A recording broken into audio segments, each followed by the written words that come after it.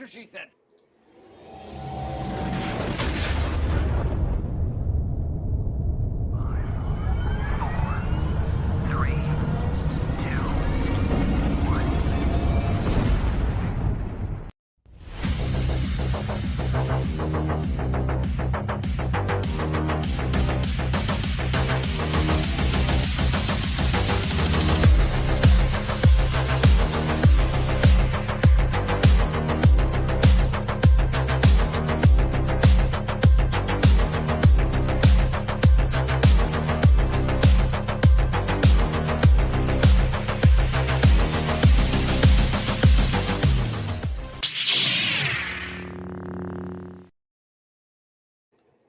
Hello and welcome out to this week's show. That's right. This is the Gamers Council, and I'm your host, WebDave, along with my co-host, Hargeet Chani. Hargeet, what's up, buddy? Hey, how's it going, everyone? Another week, a lot of little things to talk about. We'll get into it. Next week's gonna be fun though. GDC. We'll see what comes up there. Gonna be good. And of course, this is for Day Reezy right off the bat. There you go. I had to get that in there right away. We are really blessed to have two amazing guests tonight. Both of them have early outs, but that's okay because we got so much to talk about. We want to get to them as right as we can. But let's get into in the top corner. We have LOHR. Luke, what's up, buddy? How's it going? I'm doing well, man. I'm thankful to be here. Ecstatic that you extended the invitation. It's always good to see Hargeet and good to work with 3-Bit because I think 3-Bit we've been together once or twice on a panel or two. Yeah. But it's cool, man. And I mean, we're on the eve of GDC. There's a lot of cool things floating in the ether. I'm stoked, man. Thanks for having me. Oh, dude, thank you for being here, man. I always love having you on. And I've been after this guy for a long time. No, I'm just teasing with you, man. You're a very busy person, but I do love it when we actually can get together because, like I said, you're a great member of the community, plus you're an extremely talented artist as well. So, ladies and gentlemen, 3-Bit. Hello, sir. How are you doing tonight? Doing good, man. I've been binging a lot of shows. I've been playing a lot of games, but also been doing a lot of like commercial work and stuff like that. So glad to be able to play some games this week because last week I don't think I got to play a lot, but always glad to be here, man. It's been a pleasure. I appreciate the invite, and it's always a fun time being on the show with yourself, Hargeet, and Luke, who I've been on, I believe, maybe once or twice. So good to be here with everybody, and I can't wait to see the rest of the show. Sounds good, man. Sounds good. You already got like 80 people here, either watching on YouTube and or on. Let's see. What did I set it up for? Oh yeah, I did. I set it up for everything. X and one person watching on Twitter. All right, then. Let's go. Yeah. Woohoo! So same one bastard that does every week, but I'll put it out there for him because he watches. So there you go. Can't beat that stuff. Wow, what a great panel tonight. I love it. So many great topics, so many things we're going to get into. But we do have a couple of quick super chats. Let's knock those out real quick, Hargeet. Okay, so we have sorry. Adidas 20 $2. Welcome back, Hargeet, and salute to all. Thanks. Thank you for welcoming me back. All right, and then Day Reezy $2. You know what time it is. Let's go. I got you. We got you covered. Don't worry. Don't and not to be left out, we always have to play this one as well. If you like this video, please hit the like button. Thanks. TTS. We love them. Guys, so many great things to talk about, but let's I want to jump in on this first because this actually I don't mean there's so much stuff to talk about. I don't even know if I threw it in the show notes, but we'll make this one quick. Because it's kind of, I guess, the evolution of gaming currently as we know it is starting to change in a big way. And let's see. Oh, there we go. And share the right screen.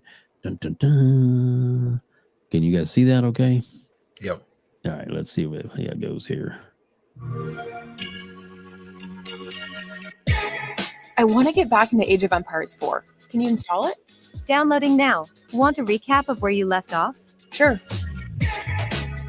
Okay, I've got some wood from a tree. What do I do with that?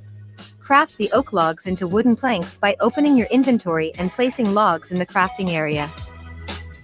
What's the best way to take out the beast? Want me to pull up a quick strategy guide? Let's do it. So yeah, Copilot. It is AI. So I guess I actually want to start with 3-bit because some of them, obviously, this is the involved in the more of the giving a helping hand type aspects to it to the console and things that are coming this way. But I mean, then also AI has a lot to do with other aspects of gaming as well. And kind of like to get started off with you and get your thoughts on AI and how it's starting and how you think it's going to go. Yeah, I actually watched the podcast where it kind of talked about the common sort of pain points that kind of prohibits players from progression, and they talked about how they can expand upon that. Kind of talking about like personalizing the AI to you, so you can make it like the way they described it is like you can make it so if you like trash talk, you can make it so trash talks you can make it so it's a little bit less involved or more involved depending on when you get stuck, like essentially giving you tips, like a built-in coach sort of situation. They had a section with like Overwatch where this guy talked to the AI where he was saying, someone already picked the character I wanted to pick. What should I do? And the AI was like, hey, you should do this because you kind of suck with the other players, but you seem to be pretty good with this player. So I could see interesting situations where it can be useful. I'm in the commercial industry, and we're starting to use it more so for production, like figuring out like storyboards a little bit quicker or things like that. But the way I always see AI, because I know it scares a lot of people, I always see it in the vein of it's going to be here. It's not going anywhere necessarily. So what are ways, me personally in my field, like ways I can like adapt to the industry always getting ready to change, because it was a point in time where I'm sure typewriting was a job, right? Things are evolving. So that's kind of how I look at it from like development industry standpoint. But for it to be implemented in Xbox, I think it could be useful. It could be different scenarios, like where I look up guides. Like I looked up a couple of different ways on beating that LOHR game. What was it called? Phoenix. Phoenix, right? Yeah. Phoenix, right? Yeah. Ace Attorney. I'm like, what the Ace heck? So Attorney. I didn't want to lose the case, so I would look up guides. I'm like, okay, let me just look up a little something. So I'm sure in a scenario like that, it could be really useful. Whenever you introduce something like this, there's going to be some pushback because it's new technology.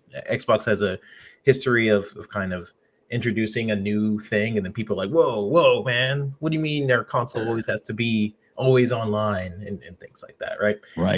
With the Xbox One. So I just think about that time period, but overall I think it's pretty cool. Like if you don't have to use it. Some of the scenarios I can see me using it would just be things I would occasionally look at the guide for, like where could I find this secret skull from Halo or something like that. I could see myself using it for. But yeah, it is interesting that it seems to adapt to live gameplay as well. Like if you're sucking in a multiplayer match, it's like, hey, all right, you died enough times, like you should adapt your play strategy. That is interesting. I wonder how well it actually works in practice. But I'm all about like technology, getting better and us just trying new things. But yeah, I know some people didn't like, hey, how dare you put Copilot and AI in our games? But I don't know. To me, I think it's pretty cool. I just wonder how well it's actually going to work, like when you're playing it. But right, not bad. Pretty cool. Yeah. Cool. Luke, what are your thoughts on it? On Copilot specifically? Yeah, Copilot or in AI in general. Either way. So no, I have a lot of mixed thoughts on AI, because one thing that it's not going away, so there's no point in being angry at it. Right. That said, I see in education, I see it misused quite a lot by both students and education professionals to craft lessons inform how people learn and such, and that is a problem because it's taking away critical thinking. The counterpoint to that in this context is that in a gaming space, you don't have to critically think if you don't want to. You get to have a blast, play the game the way you want to play it. And I thought the way they showcased Copilot was very cool. I thought it was a neat way to approach it. I feel like that was the first time Overwatch has been played since Marvel Rivals came out. So very happy for that game to get a spotlight, I guess. I don't know. I play Rivals. It's fun. But it was cool to see it embedded into the headset of whatever user is using it. But it's not all that different from something like Siri or Hey Google or whatever it is. It feels like the same technology just applied to our context and gaming space. So it's really neat that it can scan your campaign of Age of Empires and find out what you've been doing, what you need to do, where you left off. It can look in and help you enjoy the game of Minecraft or perform better in Overwatch or a shooter. But it doesn't really feel to me like it's that new. Like you could just ask Siri some of those questions. You could go to ask Google. People that are like, well, it might take away a guide or whatnot. Like, well, people go to guides all the time. So in the entertainment space, I don't really have a problem with it in the way that it was showcased. But I do think that, like many things, they're going to start off, you're going to get this for free. It'll be a part of something, but then they'll start charging in small doses. And I mean, AI picture generation used to be free. Now you have to pay for generative AI features. So it's cool, but I think it's just another way to monetize down the line. And, that's good and bad. That's good and bad. You have to evolve. Yeah, definitely. Hargeet, your thoughts? Yeah. So, look, the thing that's a little different here is that it can hook into the game, right? So it'll actually have some context within the game. So that gives it a little bit more of a game feel, right? So the things like, hey, why did I, die in the last match? What happened? For it to know that information, you wouldn't just necessarily get from a different AI. You'd have to have it hooked into the game, right? So that's a further down the road type of thing that will potentially happen.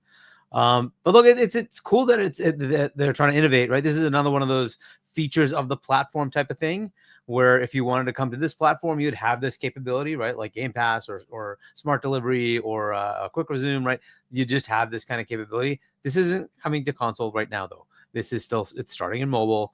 It'll eventually come out to other platforms. So wait, it's going to be about a couple of years before you really see this. I don't think it's going to happen until next gen for Xbox, because you'll kind of want to have some AI capabilities built into the box, right? Certainly it's going to do some in the cloud, but it'll want to do some things locally, right? So to do that, it's going to have to have some hardware to do it. But either way, it's just innovation. It's happening. AI is the thing at Microsoft. They're trying to find where it can apply. This is certainly another place. There's cool things you can do with it. Like I'm playing Avowed, right? There's plenty of choices that come up. Do you want to do this? Do you want to do that? Do you want to have this dialogue, which is going to go that way? This dialogue option, which is going to go that way? What do you want to do? Do you want to attack these people or let them go? Right? What are the consequences? Like, cool. I can just say, yo, Copilot, what happens if I let them go? What will I get penalized? But the other cool thing is it can do this over time, right? So it can say, hey, when you played these other 5 RPGs, these are the choices you made.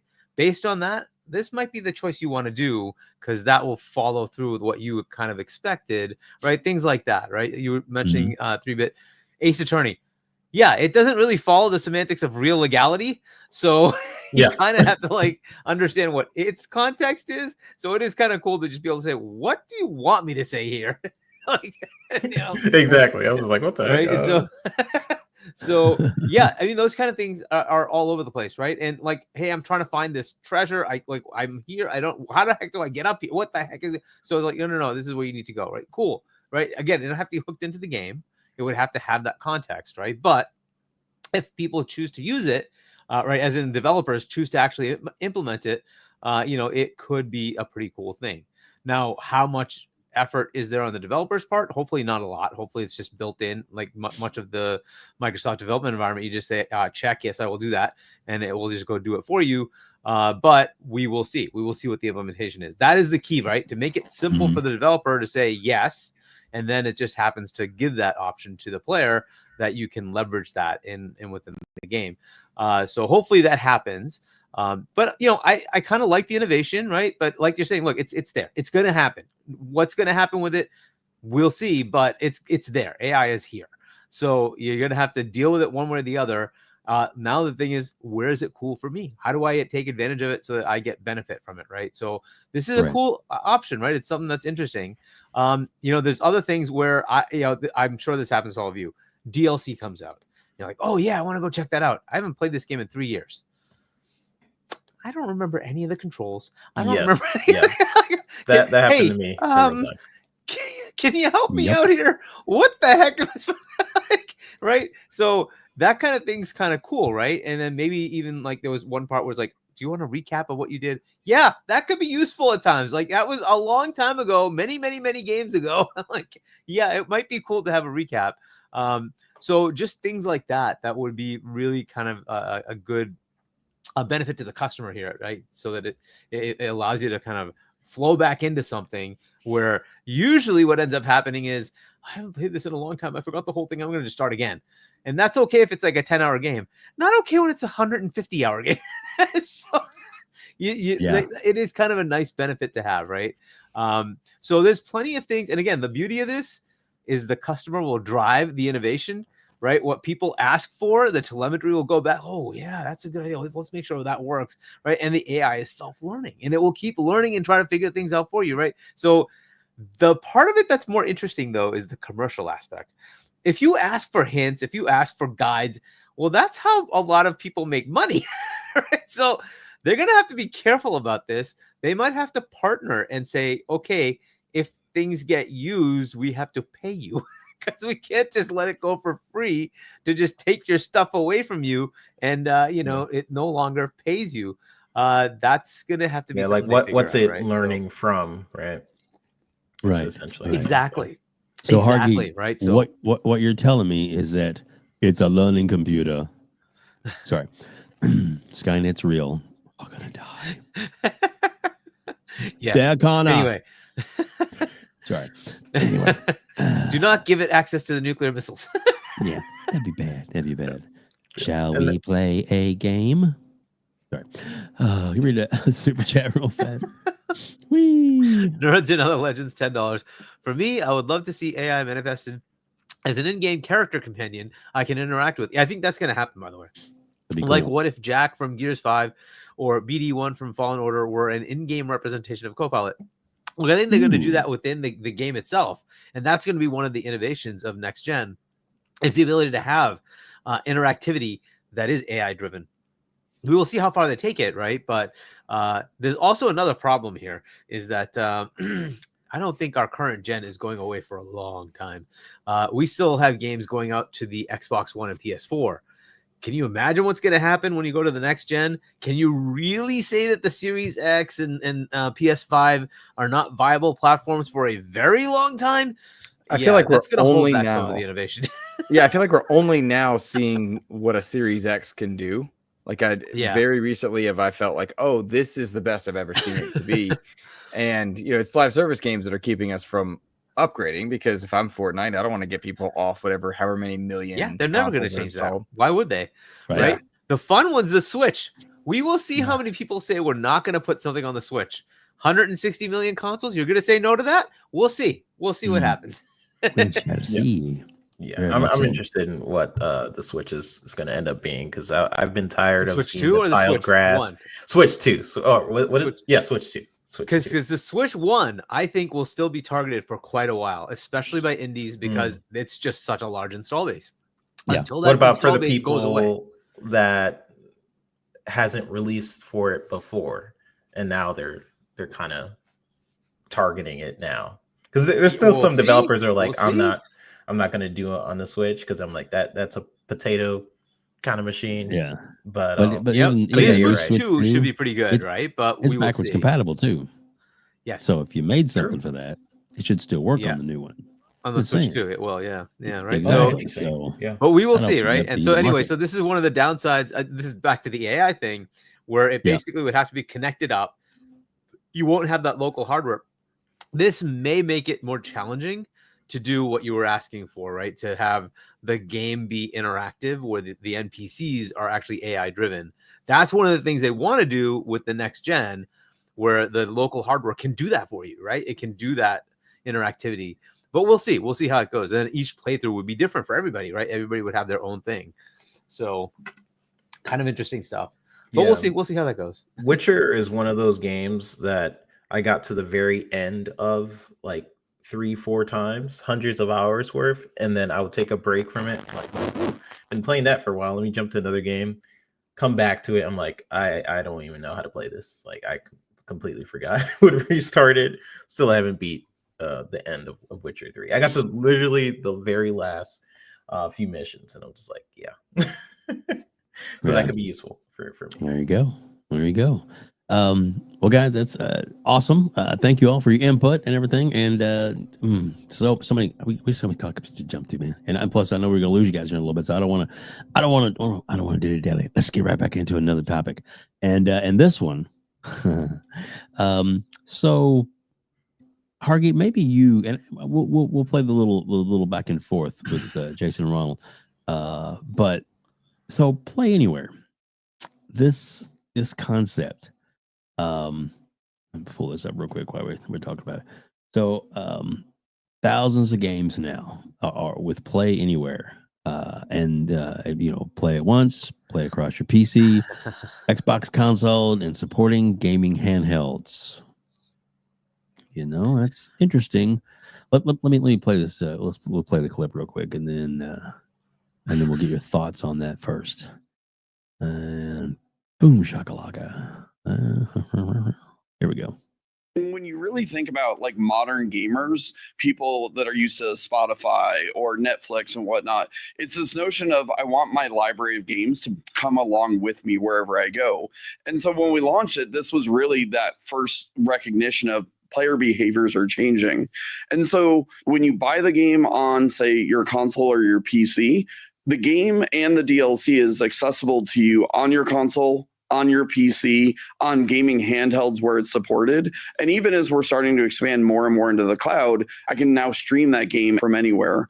Not only is it about being able to play the game across multiple screens, it's really about ensuring that my progress moves forward with me. There's nothing more frustrating than maybe you start a game on your console and then you go launch the game on a PC and it's like, welcome, new player. And it's like, wait, I already have like a level 40 character, or I've already gone through multiple levels, or I'm like hours deep into the lore. Like, I want my game progress to move across screens with me. Yeah. So whether that's my game saves, whether that's leaderboards, that's achievements, it's really about making sure that the library moves with me anywhere that I want to go. And not only is it good for players, it's also good for developers as well. Because when we look at data for titles that are Xbox Play Anywhere enabled, these titles get 20% more gameplay because it's more flexible, because I can play on the go. Yeah. And like I mentioned earlier, I'm playing Ninja Gaiden 2. I started that on my handheld when I was on a business trip. I got as far as I could, and then I got home, and then I was able to just pick up and resume exactly from where I was on my console. And it just really felt great to me. So we're excited to announce that we have more than 1,000 Xbox Play Anywhere games as of today. And there's many, many more coming. Yeah, and I think about, like, for example, my son, he loves the Yakuza series. Oh, nice. So, like, the fact that he can play in his room, he can play in the console in the living room.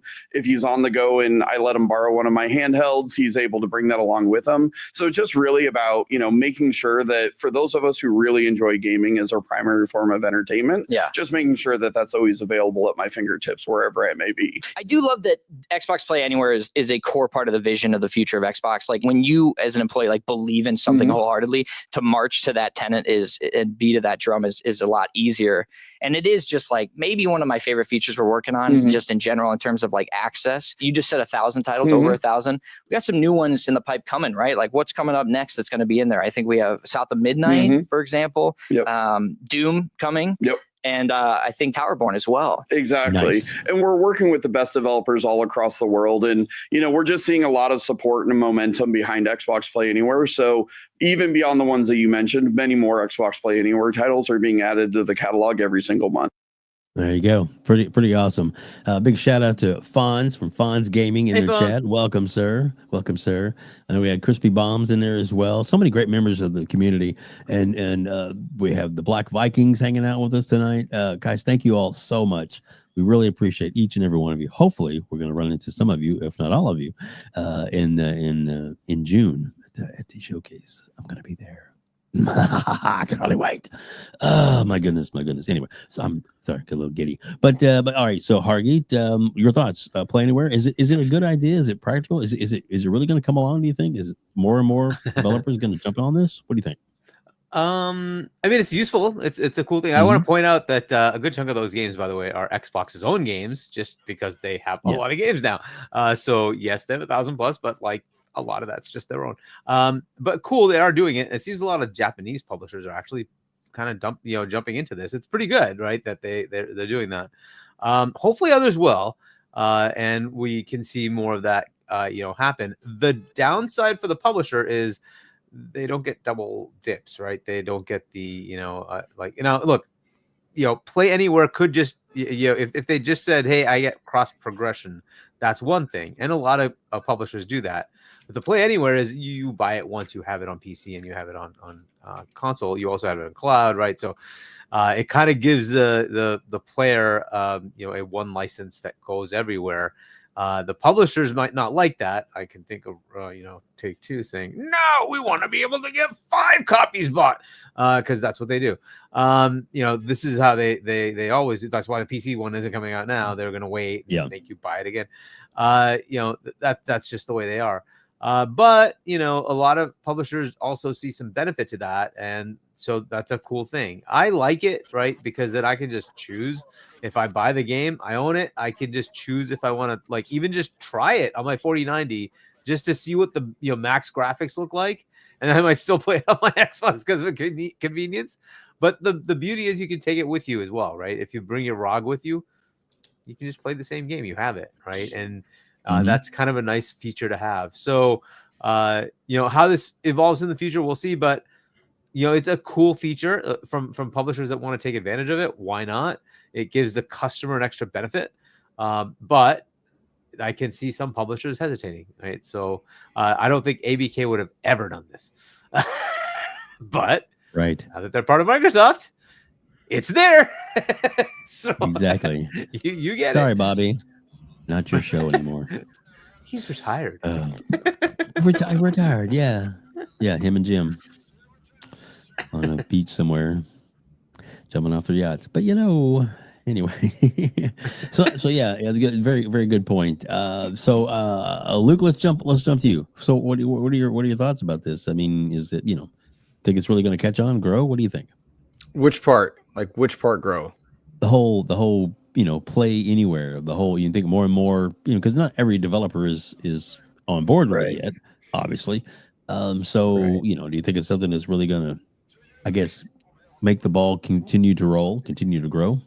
So I'm of two minds on this one, because 2 years ago, and I'm quoting actually a friend of mine who brought this up, and 2 years ago, we could not envision just picking up your phone and playing an Xbox game with the fidelity that we can now, right? Like we really, you didn't see that happening. xCloud was not existing in perpetuity. And 4 years ago, it was like, all right, maybe if.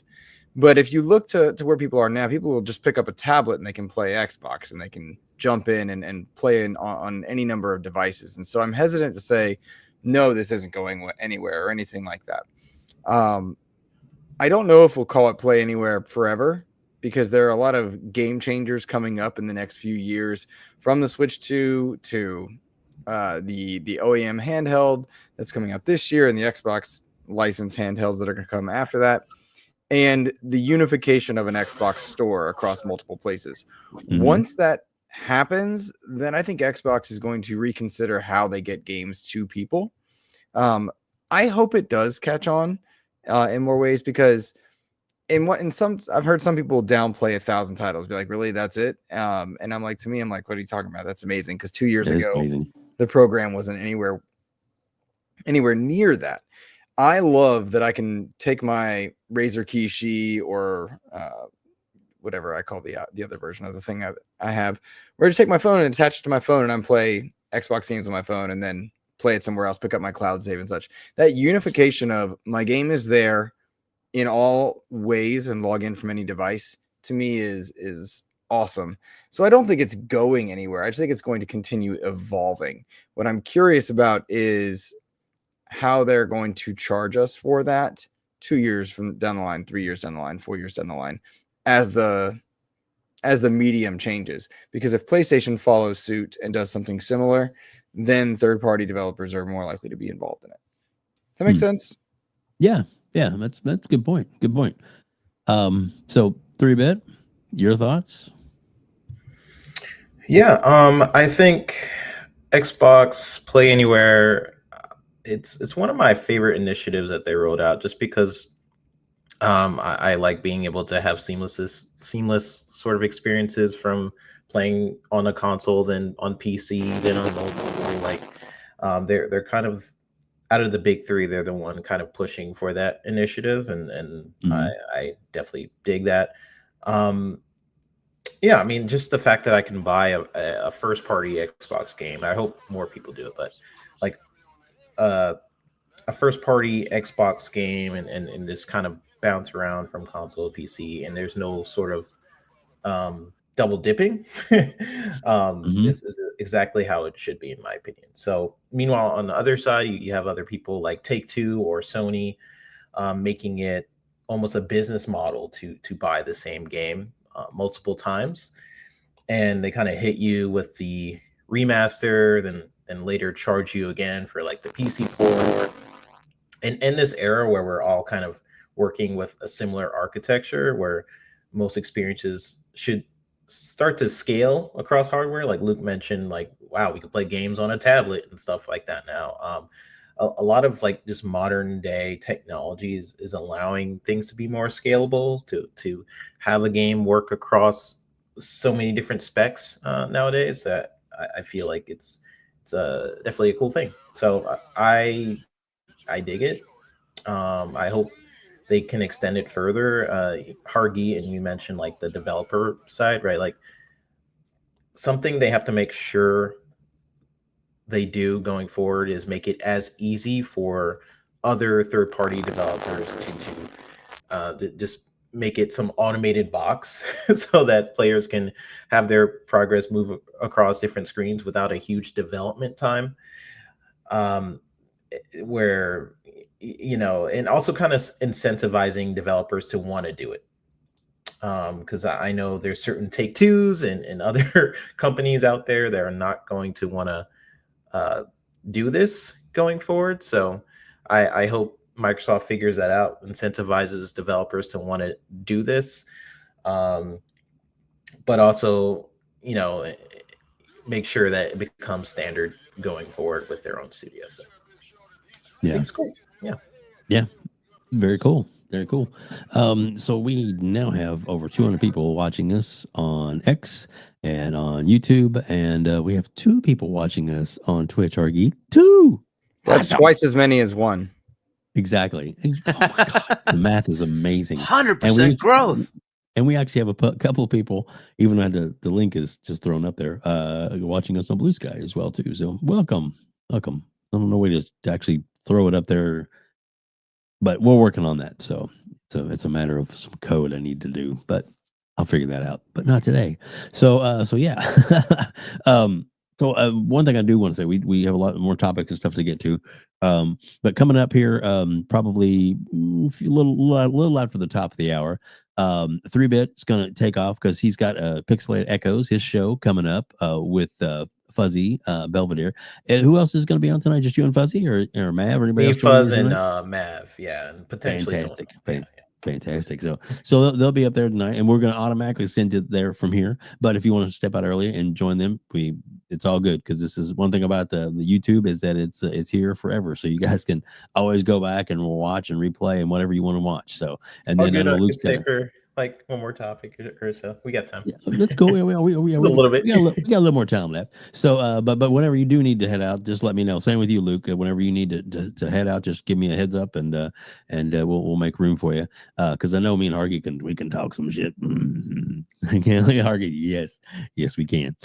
So guys, let's and again, thank you all for being here. We greatly appreciate both of you and your time tonight. Let us talk about. So it's a big part of the thumbnail. Since we kind of be here for a little bit, I don't want to let you guys get out of here without talking about this one. And that is that there is, I'd say, certain,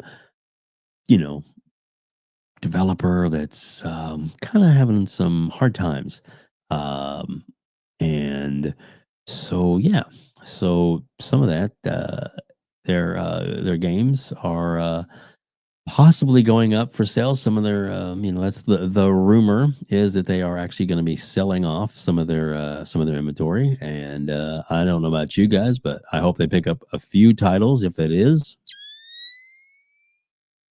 Just anyway, but that's just me. But yeah, so Luke, we're gonna start with you this time, and get your thoughts on so Ubisoft. They're in trouble. They look like they're it's well known that they are definitely shopping around to sell some of their IP off. They don't say everything. They don't say the whole kit and caboodle, as it were. But it's definitely there's a few things that are going to be sold. And what do you think is going to happen? And what would you like to see? And who would you like to pick it up? Man, so Ubisoft has a lot of name brand power, like a lot of clout in there, and I think a lot of the problems that have come for Ubisoft have been a result of the Guillemot's family, their management, and the way they've handled a number of the IP that exists within there.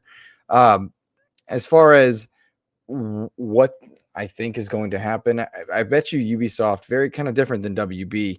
Ubisoft's probably trying to shop around IP overall, but they want to keep themselves in charge. The Guillemot family does, and I just don't see that part happening. I would love for games like Splinter Cell and Hawks, Rainbow Six Vegas, and Graw to exist again. I truly would love to see them make a return. Honestly, I've joked with several people. If we saw remakes of those games, Ubisoft wouldn't be in trouble. And I think, I say that tongue in cheek, but truly, I would love to see a return to form for more than just Assassin's Creed. A lot is riding on Assassin's Creed Shadows because it's the long requested arrival of feudal Japan. And so people are really looking to that to do well, but it's been delayed multiple times. Star Wars Outlaws didn't chart the way they expected to with the Star Wars name, and then they had to pay and license that IP. You had the same problem with Avatar Frontiers of Pandora. Both Outlaws and Frontiers of Pandora, very good games in their own right. Outlaws improved pretty rapidly post-launch as well. And yet there was still this problem. The name of Ubisoft in the enthusiast space seems to be sullied. Among the casual space, I don't think it is. I think people are going to see Shadows and be like, oh man, feudal Japan, let's go and have a good old time. What scares me about this, though, is something Ubisoft is very good at is supporting multiple platforms and providing competitive counters to popular games. So for every Forza Horizon, you had a Crew Motor Fest or something like it. And I think that's good. It pushes and challenges the industry to move forward to when you have competition. And I'm kind of bummed about the idea that, like, what if one of those goes away? Sometimes Ubisoft overextends themselves, and you can see that with the many, many games that they have shut down because it looked like they were trying to catch fire with something that was already burning out, right? I forget all the names, but like Hyperscape and whatever the COD X Defiant one, I think it was, like they try a lot of stuff, but I like that. I like them pushing people in that space. The problem is they manage it so poorly that they churn and burn studios and people out, and that worries me. What do I think is going to happen? I think they'll shop around some things. One or two companies might be sniffing. I really don't know who's going to pick up what. I know a lot of people have been like, well, yeah, Ubisoft would never sell Assassin's Creed. False. They absolutely would. If they're shopping around to EA and Microsoft and all the major players in the industry, then nothing is off the table. This is about a number on a chart and on a line because they need money. They need money. And you don't go to Microsoft, who just spent $69 billion to buy Call of Duty and Candy Crush and owns Minecraft and bought Bethesda. They've got the deepest pockets around. You don't go to them and then take your best chip off the table. So I think we might see one or two things go around. But I want to see the return of Vegas, Graw, a lot of the Tom Clancy stuff back to form, because that's what made Ubisoft special. And I really would love to see some of the dilution that they cause in the gaming space to stop or slow down a bit. That said, I do hope people don't dismiss a game because it's a Ubisoft game, because I think they dismiss a lot of very good games. Crew Motorfest was fantastic. Loved that one. I think Avatar was really cool. Prince of Persia, Lost Crown, so great. The Rayman series has done very well. I loved several of the Ghost Recon games. Nobody should dismiss it because it's Ubisoft, but it's always fine to approach with caution. Yeah. So. There you go. There you go. Yeah, I agree with that too. That just because they're in a little bit of a bind. Can I answer somebody in chat? Go right ahead. Mac22TH54. Hello. Do I think that the Crew and Motorfest are equal to Forza? No, I don't think I said that, but they do compete and they do push that industry forward. And until Forza arrives on the PlayStation 5, that was where that audience had to experience a game very similar. Every time Crew Motorfest does something well, if Forza Horizon has come out with the next iteration, they have to do something like that, or at the least acknowledge that it existed. That's the nature of competition. I love Forza Horizon. I also love Crew Motorfest. Like, that was a really fun game. And Crew Motorfest does something that the Forza games don't, and that's have planes and boats. And that's cool. So, I like that you have competitors in the space. Whether or not people like one better than the other is not where I'm going with my point. So yeah, agreed. But like it's Forza is what it is, and it is a beast for sure. And when it comes out on the on the PlayStation, which I never thought it would happen, but since it is happening, embrace it, and they'll finally get to see how a good racing game is. I'm sorry, was that allowed? I'm sorry. No, I'm not sorry. Not at all. Anyway, Dave, talk a little trash, but that's okay. So, 3-bit, what are your thoughts about this? Because I'm sure you've probably in time you've been in the industry, you've probably done some work with Ubisoft or one of the studios that work with them. I'm not saying that you have or anything, but I'm sure you probably have. Yeah, I worked on a couple of the Raymans and the Rainbow Sixes. No, so cool. A couple of those franchises. Yeah. To me, like, I think it makes me wonder, like, how this fits in with Xbox's current umbrella of studios. Like, Xbox's approach so far. Sorry if my audio just goes. There's like radio tower near my house, and for some reason it affects everything. So it's all good, dude. Okay. Just warning you guys. So yeah, Xbox's approach so far has been to give their studios some breathing room, kind of letting them stay creatively independent to a degree without forcing IP onto them. But if you're going to kind of go out of your way to acquire like some of these iconic franchises like Assassin's Creed, I just wonder which studio would they want to helm this, or do they want to also get some talent along with these purchases? Like, if Xbox did get these IPs, who kind of steps up? Which studio says, yeah, I want to make the next Assassin's Creed, or I'll bring back Splinter Cell, and also, like, how do they want to approach, like, they now have it, or is Ubisoft kind of just lending it? Or, like, you can have Assassin's Creed, but not the full thing. Like, you kind of have it, It makes me wonder what kind of deal this is. And maybe this is confirmed, and we already know. I don't really know. I have been seeing some things online about it, but Ubisoft has a lot of talent for sure. Like Yeah. when I was working there's a lot of people who are super passionate about some of these franchises, and I know some of the people in there have been wanting something like Assassin's Creed Shadows for a while. So I'm glad that that's finally coming out. Can't wait to play that. But they also have a lot of mismanagement, and unfortunately, I was Yep. also a part of that. I've talked about it a little bit on other shows of like some of the stuff I went through at Ubisoft, but like I think there's a lot of cooks in the kitchen. A lot of creatives don't have the say in a lot of cases. It's a lot of production meeting certain goals really quickly, creatives kind of being pushed down.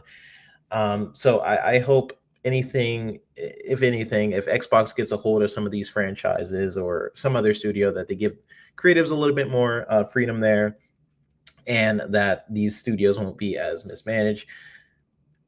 And I really want a franchise like Splinter Cell to come back. I think something Ubisoft has not done very well is there's franchises like Splinter Cell, or like Tom Clancy's franchises, where it's more so in a different genre of stealth, of that sort of espionage sort of vibes. I think that's a hole that is not being filled because of where they think the market is going for gaming, where they're like, oh, people's attention span, which I get, right? But people's attention span is going a different way. Maybe we should go away from the stealth genre or away from the tactics. But I think that also leaves a open floor of like who else is doing it now. So I would love for a faithful game like a Splinter Cell to come back, or a Ghost Recon and things like that. And if another company like Xbox was to be the reason that happens, then cool. I'm totally down. I think a lot of us podcasters have probably criticized Ubisoft to some degree, talking about the Gilmore family and what we would like to see out of Ubisoft. So if anything, I think this is exciting for a lot of people to see Ubisoft in a new light. But like Luke mentioned, they also have a lot of great games. They have been honestly killing it in a lot of ways. I think they're just the way they've been managing it or advertising it. I don't really know what it can come down to of like how much they're investing into these games, but we'll see. We'll definitely see. But yeah, I'm excited. It feels like people dismiss, and I say people, I should be careful with that. What I mean to say is some in the social space or enthusiast space or whatever it is, they dismiss a game because it's a Ubisoft game, when in fact they continue to put out quality titles. Their problems, I think, are not quality of game. They have a formulaic approach to a lot of games, and that can be criticized. But also, if there's one thing that live service games have proven, it's that gamers love formula. They love the repetition of the same experience over and over again. And so it's hard to critique, I think, everything about Ubisoft because they've put out some great games. I do not look down on a game because it's a Ubisoft. Dude, Prince of Persia was so good. And it's not Ubisoft, but Tales of Kenzera Zao. If you like Prince of Persia, play Kenzera Zao. It's so good. Mm-hmm. But Ubisoft puts out a lot of very good games. And I don't think it's fair that people in the social spaces, gaming spaces, where it is, dismiss on principle that it's Ubisoft. That doesn't make sense to me unless there is a hard line in the sand where I'm refusing to spend money with X company. That's your business personally, but like knocking a game because it's Ubisoft means you're missing out on a lot of great experiences. I agree with that for sure. And one thing before I thought that you, Hargeet, is that didn't a few years ago, didn't they announce that they were actually working on a Splinter Cell 2021 game? Splinter Cell was announced, and unfortunately that was in the middle of the pandemic, right? So you're going to expect it to be a little delayed, but it's probably due for a release, a reveal trailer. Yeah, maybe this year, maybe next year, right? So I wouldn't expect it to be too far off, assuming they kept working on it, and I think they have. Yeah. So a Splinter Cell is coming. Yeah. So yeah, and then if it's in I don't know, a timed exclusive for Xbox, that's so much the better. Well, I don't think exclusivity is going to happen. I don't think so. But shall I start now? yes, all you. All buddy. right. All right. So here's the thing. All right. So Ubisoft, we can criticize some of the choices in games they're putting out, but realistically, have they really made a lot of boneheaded decisions? Well, no, they kind of followed the trend, but here's the problem that happened. The cinematic game thing that PlayStation pushed, everybody had to follow, and now graphical fidelity became a thing, and I've been pointing this out. So now games take a long time. The last Assassin's Creed came out in, well, technically you had Mirage, but you had Valhalla, which was this team's game. Yeah. And Valhalla was in 2020. It is 5 years later that we're going to get the next one. It used to be annual. They can't do it anymore. And the problem is because everybody expects the game to have a massively, awesome graphics with these massive cutscenes, which cost a lot of money and take a lot of time. And then the game has to be 7 billion hours. Well, that's going to be a problem because that means density of content that has to be put in. Well, okay, now is this what you wanted? Well, guess what? This is what you got, right? So if this is the direction you're going to go, it's tough for them to keep going. They were making money every year on these releases. They used to alternate Far Cry and Watch Dogs and so that's all gone, right? They're not like what? Maybe we'll get a Far Cry, right? Far Cry was 2021, I think, when the last one came out. Far Cry 6. Yeah. So maybe that's coming up. Yeah. Right. So maybe that's coming up. But they gave up on Watch Dogs. They're not doing that again. Right. So, and this is kind of where they are. You want to go back to Gra. I love Gra 1 and 2. They were great. But yeah, I don't know if that formula works anymore. Right. We always look back to things and say, oh, that was awesome. But it was awesome then. Things have evolved. Are we sure that would work? Maybe it would. Maybe it wouldn't. Right. You also have to look at where the market is. Half of the revenue of gaming is on live service games. Half. That's where they went. It didn't work, except for a few games. So For Honor, I think, is one of theirs.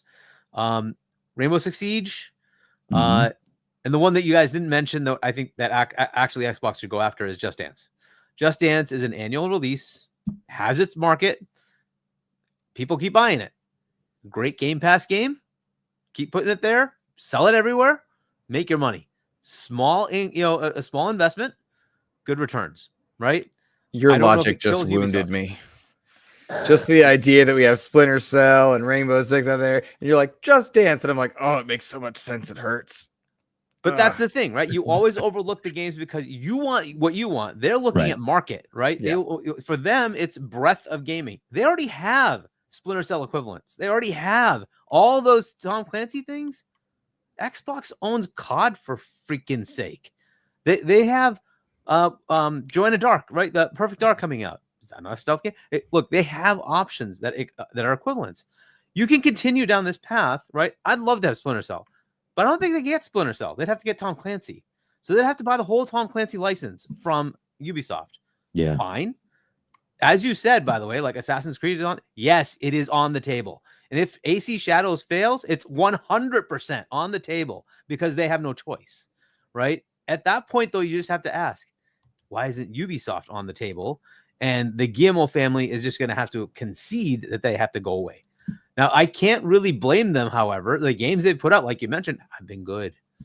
They've been good. The problem is people don't want to play them. Yes, formulaic in some ways, but not formulaic in others. Like Prince of Persia was not formulaic. That was a great game. It was a totally like standard, Metroidvania, right? So, but it was not the standard like massive map with tons of little points that you have to go figure out. That's the usual Ubisoft game. It was not like that, right? It didn't sell. But this is kind of the pattern we see, right? Then they went after Avatar, didn't sell. They went after Star Wars, didn't sell. But at the time, would you say, oh, let me go after these massive IPs from Disney, and would they be a problem? You wouldn't think that, right? Avatar is like one of the top movies of all time. You would think that would be a good potential. Let's tie up. Star Wars, when they went and signed that deal, you think like it's Star Wars. But of course, Disney totally destroyed Star Wars And What? it is what it Get is. out of here. Get out of Dude, here. It is what it is. It is what it is. Star Wars is nowhere where it was before. It is before? toxic enough that people don't bother. So it's just the way it is. So where we are is where we are. And like, you wouldn't have expected a Star Wars game to fail. It wasn't that bad a game, right? So, but it did. It did. What do you want from that? Like, did they make the wrong decision going after Star Wars? No. But years later, so that's where it is. Yeah. So now, can you, say, okay, well, what can they do to fix this? I don't know. That's the problem. Let's say they sell something. Is that going to fix Ubisoft? No, because they're still in trouble. They're still in trouble. It's a small infusion of cash. Then what? Where does it go to fix this? You've lost IP on top of you still ain't making money. Now what? What's your next step?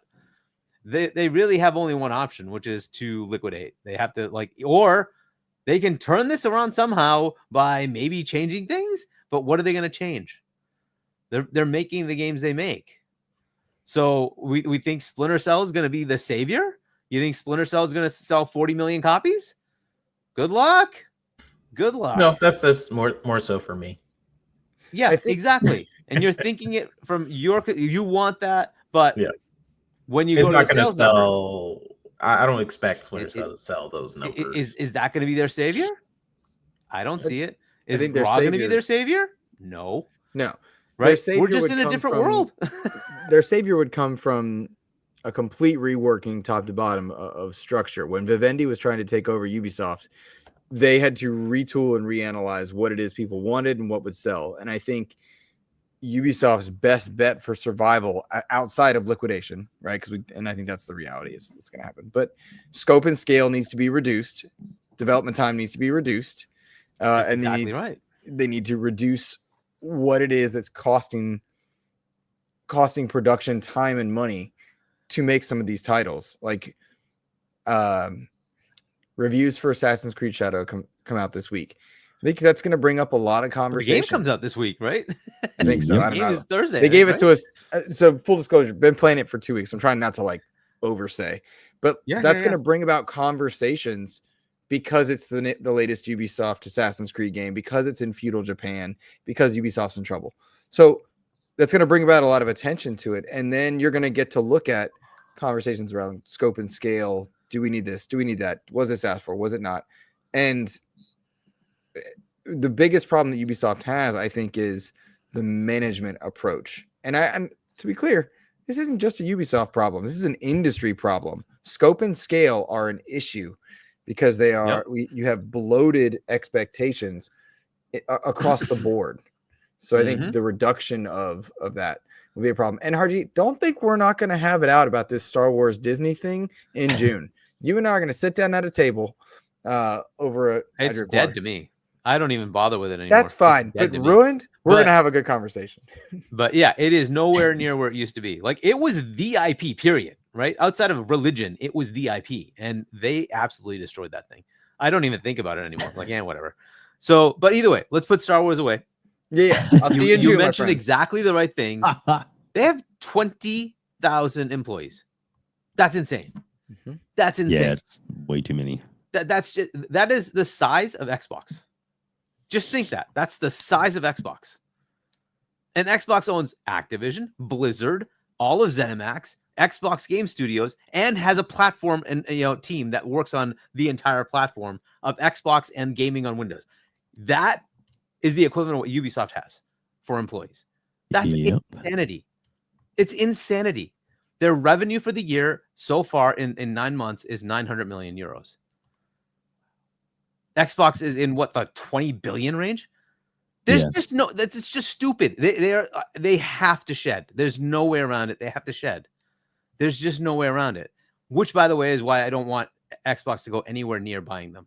Because whatever it is, it's going to be egg on their face when they shed 10,000 people. Because that's what's going to have to happen. There's just no way around it. There's no way they can have 20,000 employees. They need to shed. They need to make smaller games. They need to take some of these IPs and do smaller games that don't have the massive, Hollywood, motion capture stuff, and put it out there and see if it can make some money, right? That's what you got to do. And like, so they got to turn this around somehow, right? But like almost everything they tried, they did a Mario with Rabbids, and that failed. How do you like this is just the world, right? Yeah, agreed. You would have thought that like that first game was great. I tried it, and like the second game just didn't even sell. Yeah, that's the way it is. It's sad, but this is the world we're in. Yeah. Well, the only thing I'll say to you, Luke, is Luke, I am your father. I'm sorry. Sorry. I grew up with that, my friend. That's my namesake. Yeah. So 3-Bit's got to head out, right? Sorry. Yeah. He does have to head out. His computer's kind of getting a little wacky. He's got to probably do a restart before his show, which is cool. If he jumps back on the screen, then we'll definitely give him a chance to get his bars and everything. But we are going to send this show over to his show as soon as we're done here. And Luke, whenever you got to take off, just let me know. I got some time. Good. Because I think 3-Bit, you got to take off. Oh, still can't hear you. No. Okay, he's. If we can't get your mic going, just wave at us, and then you can jump off and restart. Okay. Can you hear me? Oh, we got the mic. Okay, my computer's freaking out. Sorry, guys. Yeah, I gotta hop out. Awesome. 3-Bit, thank you so much for being here. We greatly appreciate you, and we'll be jumping over to watch you guys here in just a little while. Okay. Thank you, sir. Have a great one. Thank you again. All right. Thanks for coming. Yeah, exactly. Dude, a super great member of the community, an amazing talent, a great artist. He has put out a lot of work, a lot of hard work. And I've told him before, once Fable is actually out and in everybody's hands, I'm going to have him back on. And I want to hear some dirt. I want to hear all about get, what like he his did. Perspective, like since he actually worked with some of the Ubisoft properties, right? That's kind of Exactly. I mean, stuff that he feels comfortable talking about. Obviously, I'm not going to be like, show us the dirt. No, but I'm sure there's probably some things that he can talk about maybe certain elements that he actually worked on. This is because of this is what I did. That's fun. Right. Cool, That'd be awesome, right? So exactly. Like I said, he's an amazing member of the community, and we do appreciate his time. And we will send you guys over to him. It's going to be Mav from Fun Speculation, Fuzzy Belvedere, and 3-Bit will be on the Pixelated Echoes coming up here in just a little bit. But we'll send you guys over there. If you stick around, stay on the stream, it'll automatically kick you to it, give you the option to click right there. You won't have to do anything else, but just click right on if you are watching or listening to us on YouTube. If not, then you'll have to jump over there for that. But if you're in another format. All right, so guys, Did you see Sotnus' comment about replaying Immortals Phoenix Rising? That's a good example of what I was talking about as far as competition. And that didn't sell it either. It sucks. That was such a good game. Very good. Did you guys play that? I loved it. I loved that game. Yeah, I honestly, awesome. I think it was a better game than Breath of the Wild. I don't think it had the special magic that sometimes a Zelda can have. Yeah. But no, it was good. It was good. I don't know if I would call it better, but yeah, I get the comparison though. I get the comparison. Yeah. I love that. It was really good. I like that. Yeah, from Ubisoft. That's good stuff. It's sad, but it's gone, right? It's like, yeah. Well. Sarcastic Taurus, member for 17 months, renewing. Thank you. Thank you, sir. We greatly appreciate that. And if you want to renew or you want to sign up, it's only $1. That's it. $1 little for membership, and that gets you all the emojis. We got like 17 emojis up there right now that you can, and we switch them around, all that kind of stuff. So it helps with the conversation as we have a little bit of fun with all that kind of good stuff, and we do appreciate that. We have over 300 people here watching us right now live. We have over 100 people watching us on X. We have 185 people watching us on YouTube. And back down to one person watching us on Twitch, and about 5 or 6 people looks like they are watching us on Blue Sky. So yeah, there you go. Dun, dun, dun. Boom, get rid of that. All right, guys. So one of the big things going around in the community, and I know we'll go to Luke first because I know he might have to take off here in a little bit, but that way I want to get you. Okay, yeah. I want to get your bars first, but you can stay as long as you want to. I'm just saying. But if you need to take off, we totally respect that. So, Hargeet, I know you're gonna like this too, because I've heard you guys' perspective, and Luke, I've actually heard what you had thoughts about it. But let's dig into a little bit here because some of these people in the chat have not heard your guys' thoughts on this. And as I talk, we're just gonna throw a little picture up there to kind of set the mood, as it were, for what we're gonna be talking about, and that is the possibility, and this is just a mock-up, obviously, of a new Xbox handheld that supposedly is going to be announced and unveiled. Is it Monday or Tuesday? Is Tuesday. GDC coming up for Tuesday? GDC. So coming up pretty soon. It's, Tuesday through Friday, right? I think GDC is all week, but yeah. Yeah. So I think the announcement is Tuesday. Okay. But is it starting Monday? Does it start Monday? I don't know. Here, I had King David on yesterday, and he told me he was saying March 18th. That's why I'm saying Tuesday. Yeah. Well, there you go. There you go. Yeah, it was good seeing the King on your show there. Thanks, man. It was awesome. Oh yeah, he's great. Unfortunately, it's hard to get him on our show because he's been, after a 5-hour podcast, he's like, I'm beat. But that's okay. He actually has been on a few times. All right, so Luke, you got the floor. What are your thoughts on this? What are you feeling about this? Are you excited? Or are you just like it's just a a stopgap until the quote unquote official handheld comes out, or what? Yeah, no, hard not to be excited. I knew this was coming, and so I had my Steam Deck up and ready. I love my Xbox. I play games in every place though, and I play a lot on my Steam Deck. I picked it up for review on my channel 2 months ago and did a whole segment called "Is This an Xbox?" That was the whole premise of it, because Xbox themselves has been pushing into this space so prominently, and the way they're going with OEMs here, which, oh my gosh, other equipment manufacturer, I think is what it's called, is what the OEM stands for. Basically, the scuttlebutt is that Asus is making this device, and it will be a portable device that can access multiple storefronts, but it is Xbox branded, and we'll probably have some Xbox geared stuff, not just a dedicated Xbox button, but the controller layout will be very similar. And you have to imagine there's some grips that are similar to Xbox controllers and the like. I am excited by this. I do not know that I have the funds to get one, or that I would replace my Steam Deck for one. Right. But what it does do is give people an avenue into the ecosystem, because that's all Microsoft truly wants. They want you into their ecosystem. And it looks like the direction Xbox is going is a unified store between PC and console. So the developers just have to worry about one. I don't know if they would call it a SKU, but like one SKU variant version of the game. And the device just accesses the store, and you pull the game down. I am very curious to see what this Project Canon is. I know it was Jez that broke this. Shout out to him. That it's going to be a licensed device. And then The Verge came out, had a few disputes here and there. But the big thing is that this is made by Asus, and it's Xbox branded, and everything will feel similar to Xbox once you boot it up. I have heard, and I don't know if this is where you want to take the conversation, but I know a lot of people are like, well, this is just a PC. It absolutely is, and it absolutely is not. And I think you have to approach this stuff with two perspectives on this one, because I am not a PC person. I wouldn't even have a PC if I wasn't a content creator. I prefer the plug and play, boot up and go.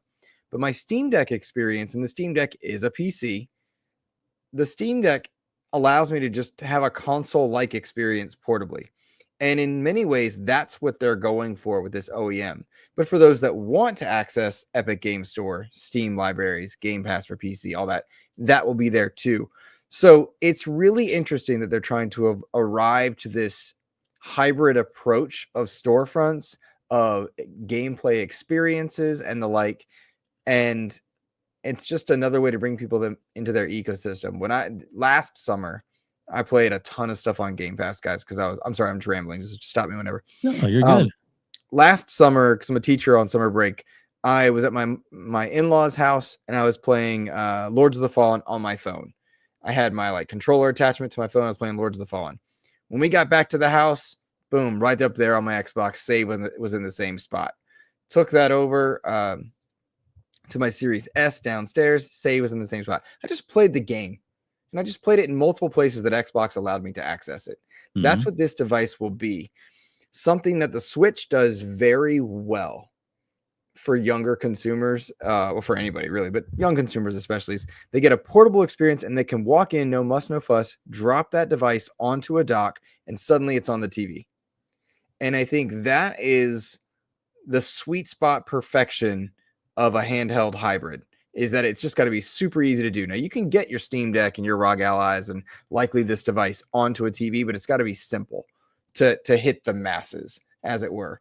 So I'm very curious to watch this announcement to see how Xbox goes about trying to sell this device, because we've seen Xbox console sales go down pretty dramatically. And like all console sales are down, but Xbox has really took a hit. But they also told us not to buy an Xbox. So why are we buying this? I'm really interested to watch their messaging here. How is it that they want us to go about this? That's going to be the fun part for me. Yeah. People have asked me if I'm going to buy it. I don't know, man. Money's tight. I'm just trying to get to LA. I don't know. Yeah. But is it worth buying this one if money's tight and then they're going to have their own version later? They just have a lot of messaging questions to answer. Yeah. Sorry, that was a lot. No.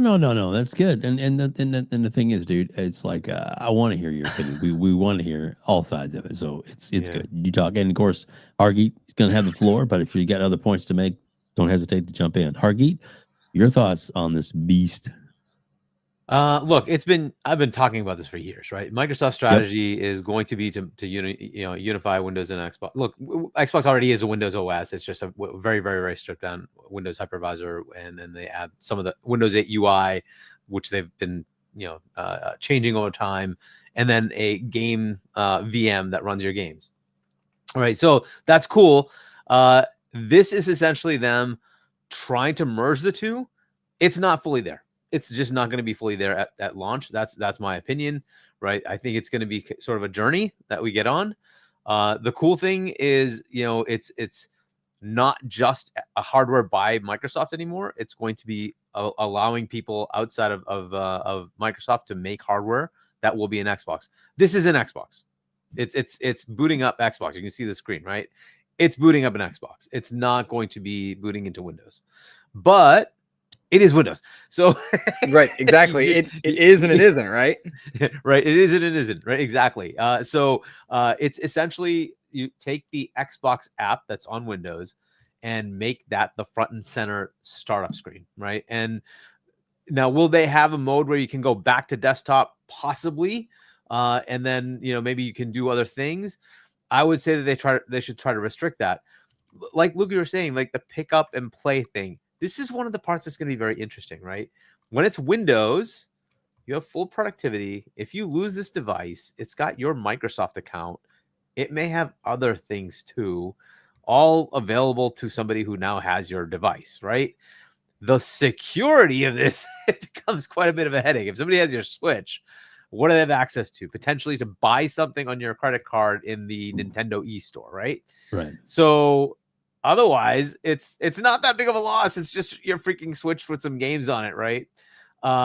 This is a bit more, right? And that's the challenge, because it's no longer just a, because you still have that with your Series X, right, or Series S under your TV, because you can bring up the OneDrive app, you can bring up Edge, and you can go to places with your account, but it's sitting under your TV, right? It's kind of like secure by the facet of it's in your house. Now, if somebody gets in your house, they can get a lot more than just that, right? So, that's a whole different security level.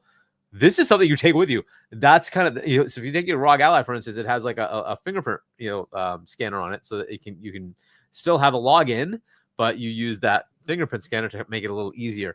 These are the semantics of how it works, right? The other thing is sleep in Windows. Not the greatest, right? So, it's kind of there, right? But those are the kind of things you have to look at. Battery life. If I just, click the power button, does it put my game to sleep and I come back and it's just there? Or do I boot up again? Right? And so, like, all these little things that you just take for granted on something like a Switch, right? That is just it's a good mobile experience, right? Because they've been doing it for decades, just in a gaming aspect, right? With the DS and the Game Boy and all that. So they've been doing this for a while, and they kind of have that now perfected with the Switch. Like, that's the stuff they have to work out. which they will, but it's a journey. Don't expect it to be great at first. It's going to be somewhat like haphazard. It's not going to be great, but it's a journey. It'll keep getting better and better. I think by the time they bring theirs out next gen, it'll be in a more useful state. As we're hearing from Jez, they haven't even gotten to the point of getting the back compat library from your current consoles to be available. It's not a tech issue. It's more of a legal issue, right? So they have to work all that out. And maybe they're working through the tech to make sure it's really seamless. The fun part is, how do you make that all work offline? This is going to be fun stuff to make happen, because a lot of that requires the shim from the cloud to come in first. Maybe you have to download all that and then you can play it.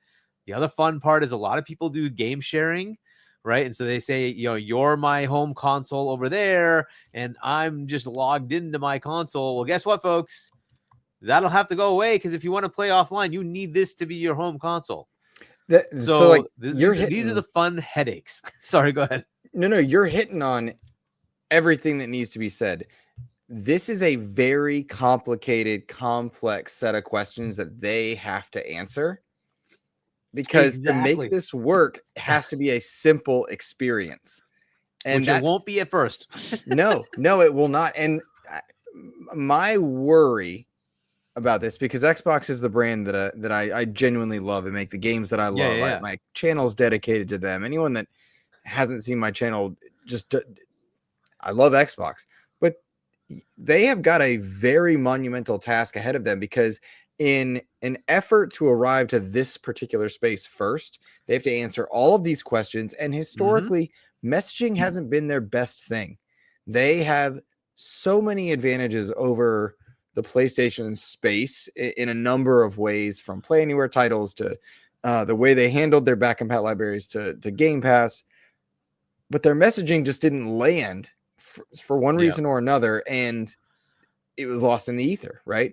Yeah. So if they don't nail it with this OEM version from Asus, then I really wonder what the incentive is for their full tilt version.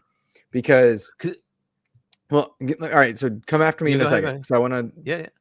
I said something earlier, and I don't know if they're trolling or what, but like, Xbox has de-incentivized us buying their console.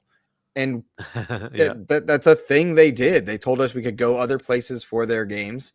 They could buy their games in other places.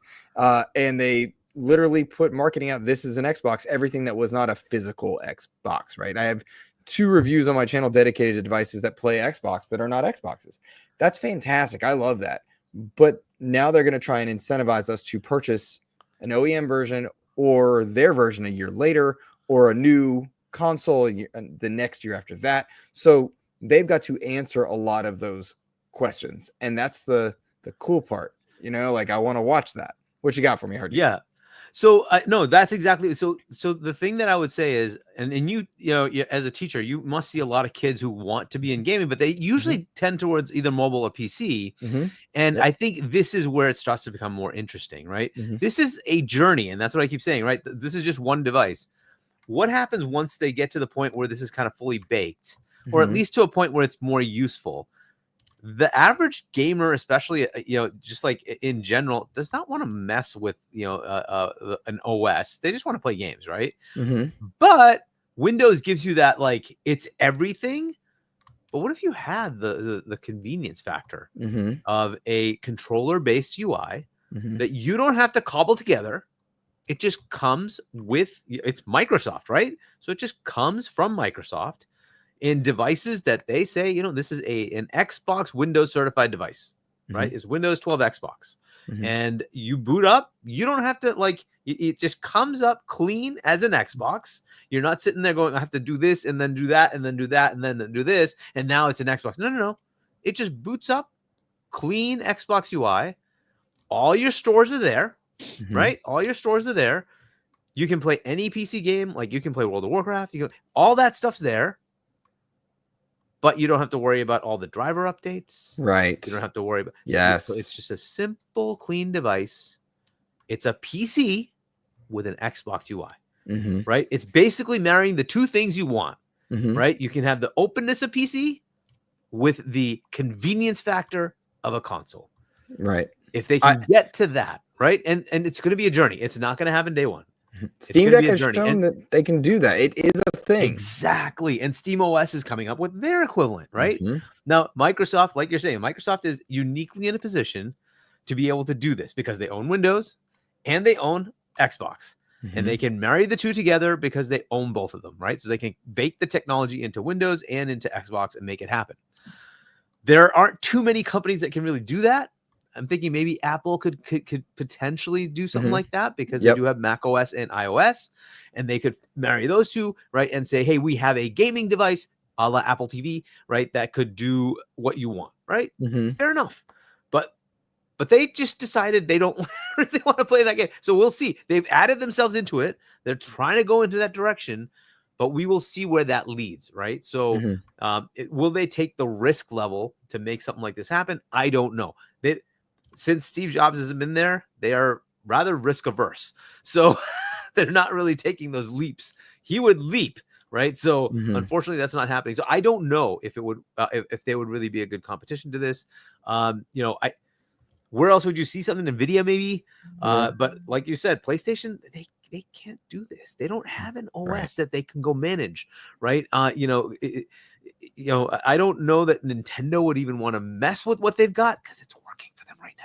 So they're going to just leave it alone. It's working for them. They make their billions every year and they're like, we're happy. We just put that in the bank. We're happy. So if it keeps working, why mess with it? But at some point that may change. Right? But we will see. As far as Xbox taking the leap and going forward, I think the reason it'll work, Windows is still the preferred platform. It just is. Right? So given that that's there, people aren't going to shy away from Windows, right? Right. So it's there. And they're starting to get a little bit of competition with SteamOS, Bazite. Those are things that are coming up, right? For those willing to hack, you can go do that today. For those wanting to wait, you can get a Steam Deck. There's a SteamOS based secondary device. Lenovo, I think, was the one who put it out, right? That's coming as well, right? So eventually there might be more under your TV devices coming with SteamOS. But that's where it needs to go, not just handheld. It's going to have to be devices under your TV. When they get to that point with next gen, we have variety. That's the beauty of it, right? Now you have the Xbox device that Microsoft gives you. It'll be at a performance spec, but then you can get somebody else's at a different performance spec, right? Maybe higher, right? And you can say, well, I don't want to spend the $700 for the Xbox device. I'd rather spend $1,200, but I have, a 6070 or whatever the heck is available at the time. You know what I mean? Fair enough. Go for it, right? Go for it. That's the difference you get, right? And now the level becomes different because it's a PC, right? You can play whatever you want. Do you see a collision course between Steam and Xbox right now? Because I do. For a while, they were best buds. Xbox putting their stuff there day one. And like Xbox games do very well on Steam. But they're making a device. Steam's trying to make it under the TV device. You have to, I don't know. Like, is that a collision course or are they all just they're in co-opetition, right? And understand that Microsoft is in co-opetition with everybody, right? That's just the way it is. Because everybody, even PlayStation uses Windows, even Google uses Windows, even Apple uses it. It just doesn't matter. They all have access to it. Like, so that's just the way it is. They're in co-opetition. Now, is it beneficial for Steam to work with, or Valve to work with Microsoft and vice versa, versus say we're going to butt heads? Well, it's obviously beneficial for them to work with each other. Think about Steam OS devices having Game Pass. They don't have it yet, right? Having that ability would be kind of killer, wouldn't it? So for them to work that out, that would be something of value to them, wouldn't it? Equivalently, wouldn't it be nice to have the Steam, store available on the Xbox app, which I think they can do that anyways, but whatever, right? That's essentially the kind of thing they'd want to do, right? And I don't see them butting heads on that. I think that they have mutual capability to help each other and also compete with each other, which is good for us because we would want to have the ability to say, why wouldn't I just want to try SteamOS? Let me try that. Let's see what it's like, right? Right. And the feature set will then determine which one you go with, right? Do I want Copilot? Okay, that's available here. Will SteamOS give me an equivalent? Maybe, right? We will see, right? These are the things you have as options. We will see where it goes. And that's the beauty of this, right? Continuing to evolve, continuing to push the envelope. The other major competitor we aren't talking about is Android. And Android has the ability to kind of eclipse all of this. Why? It's baked into your damn TV. Every TV is running Android TV almost, right? There's some that are slightly different, but they're basically all Android TVs. And so if you have that right there, why wouldn't they get in on it? When will they say, you know what? You could just write this game to Android. We'll put it on Android TV and you just freaking connect the controller and you can play your game. Why? They already have a graphics processor built into the TV because they need it to run your Netflix, to run your, that are all running on a freaking CPU, GPU, APU combo. It's all there, right? At what point will they say, you know what? Your $5,000 LG TV can just play games natively? Right? How much is that APU going to cost them to just be high enough to be able to say it's the equivalent of an Xbox Series S? At which point you'll say, good enough. Yep. If people are happy with cloud gaming, this is native. Good enough, right? Because look, we're already at a point where the graphics are good enough for most people. They don't care. They just want to play the game. Most of them are playing Fortnite. If you can play that natively, which you probably can, it runs on freaking mobile devices. Can you play that natively on your TV? How many people would jump on that? It just needs to be done. That's it. It's right there. So at some point that's going to happen. Is that 10 years, 15 years, 20 years down? I don't know. But at some point that's going to happen. So here's the fun part of all this. This is a journey that's starting. We will see where it goes. But I think it's really the PC crowd where this is going to be very interesting, right? You can buy a PC that's really an Xbox and still have all the fun of PC, which is open to everything you want to play, and the convenience factor. And if they give you like a, hey, if you want to, you can, hit this key combo and it'll go back to the desktop. Cool. Right. So now you can go back to that if you want to, but really it's going to be locked to being this by default. Right. That would be a really cool potential. And we'll see what they do with it. Right. We'll see what we get for details. But as I said, it's a journey. I don't think it's going to be that clean today. It's not going to be as cool as it is. It could be down, 5 years from now, but we are on a journey. And I think it has potential. Even if it gets hammered today, what happens 5 years from now, people forget. So they're like, hey, this looks cool. I want to do that. That's what's going to happen, right? And there's always new people coming into the environment, right? New kids who want to start playing. If people have lost their track of gaming for a while, want to come back in, like, oh, that sounds cool. I want to go get that. Like that's what's that is where they're going to go with this. And I think there's a plentifully large market for something like this if they kind of get the execution right. And I do think that compat library will come, but it will just be a few years out. I think the next gen console at that level, they'll finally have that available. So we will see. All right. Chat real quick. Sure. Dayreezy, $5. Huggy. It may work if you're allowed to have your profile as home on one Xbox main console and allowed your profile as home on one recognized handheld. This is up to them, right? We will see what they want to do. You could also say maybe it's the PC device and therefore there's multiple allowed, right? We will see. Space Shasim led the way to making installing and managing Windows games easy. Yes, Microsoft should have done that. Now they're back in its back in is Play Anywhere, but okay, they're way back in. Got it. Sorry, way back in is Play Anywhere. But yes, that would be competition, not cooperation. Well, it's co-opetition, but yes, absolutely. The PC side of it, and this bit me. They have a number of devices you can have on your Microsoft account that are allowed to have access to your stuff. And it doesn't tell you this, but at some point you go over the device limit and then you just have random issues. It's like, well, you could just tell me that I'm over the limit and I can go fix it, right? But again, these are the problems they have to go fix, right? So their store is problematic, and these are things they need to go figure out. Steam has had time to fix this. Microsoft's kind of catching up. They have not paid attention to the Windows side. They have. You might notice there's fewer things coming out for the console as far as features. That's because they've switched attention to Windows, and that's where they're putting the features now, right? So we're going to start to see the output of that at GDC. We'll see how far they've gotten, what's on the roadmap. It'd be really nice to have a roadmap once this is announced to say, well, these feature sets coming, this year, these feature sets coming next year, that kind of thing. At least give us an idea of what's coming. So that'd be kind of cool to have. They do that on the enterprise side. I don't know if they'll do it here. So yeah. Luke, get more thoughts on this? No, man, I feel like we've covered it. I'm excited to watch how they handle it. I hope that not just this week, but at the summer showcases shed more light on it, just because I find it very fascinating. I love my Steam Deck. I wish it was more integrated with my Xbox experience. And so I'm interested to see just how Xbox goes about informing people of their options. So. Yeah. I'll have to say I agree with that. So we do have a couple more topics we could kind of throw out there real quick. Let's see.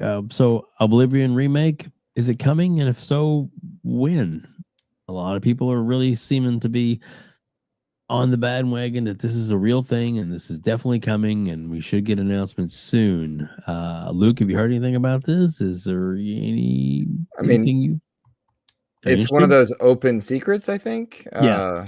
Like I'm sure Hargeet heard similar things to me. Like even last year we were hearing about it when we were in LA. As far as when, like that's all Nate the Hates and Ecstasis, maybe is their name. Yeah, Ecstasies. Yep, them. Good on them.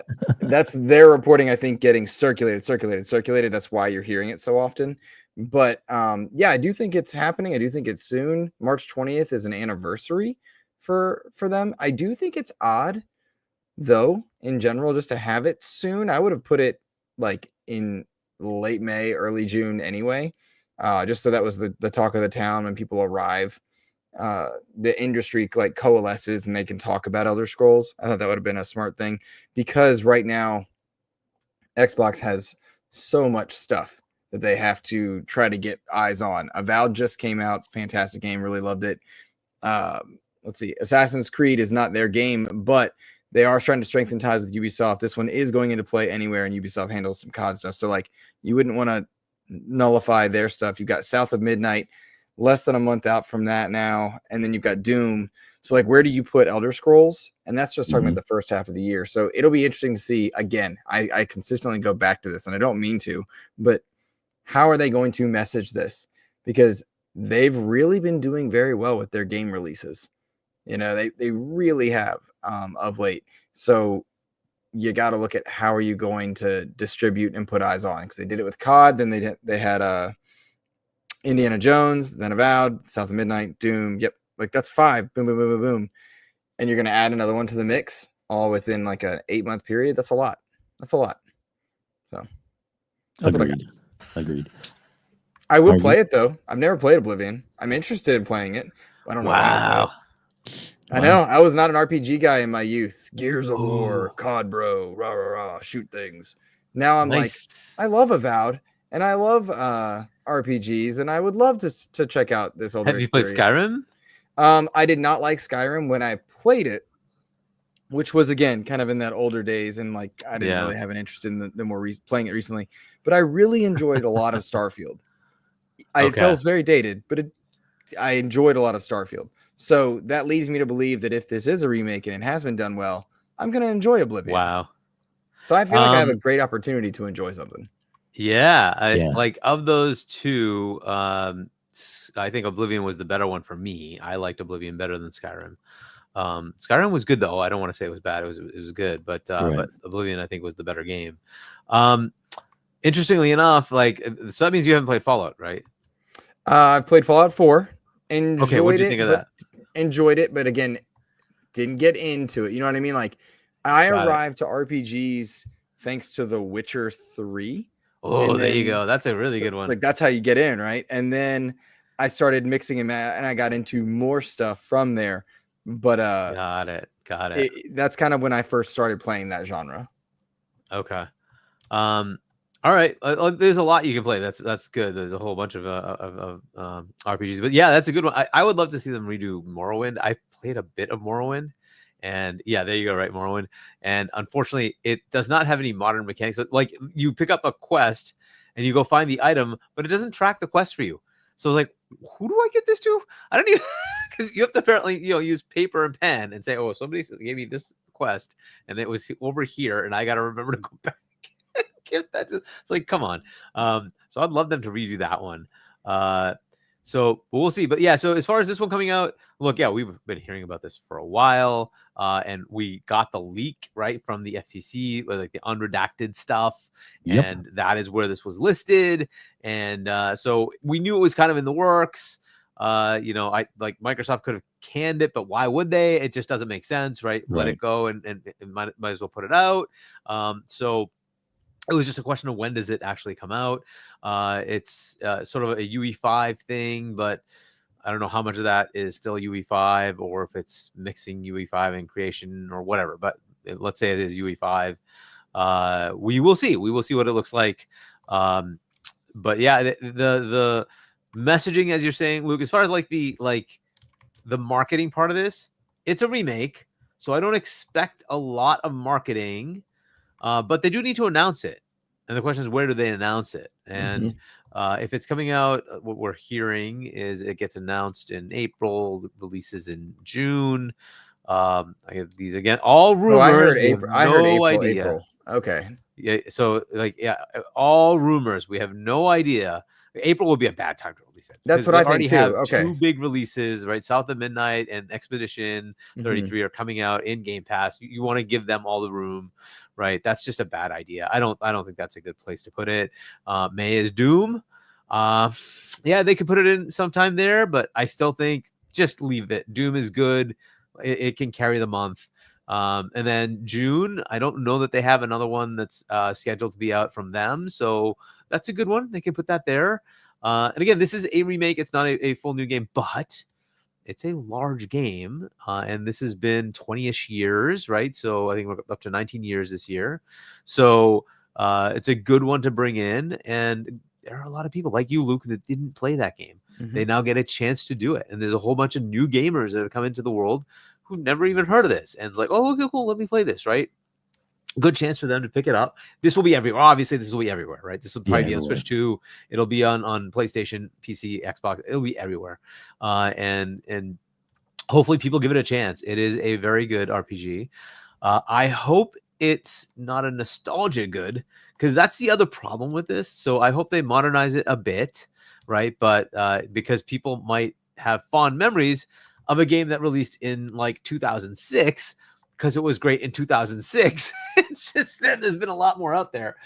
So you have to kind of keep up with the new game mechanics that have come out since then, right? So hopefully it works. It'll hopefully be good.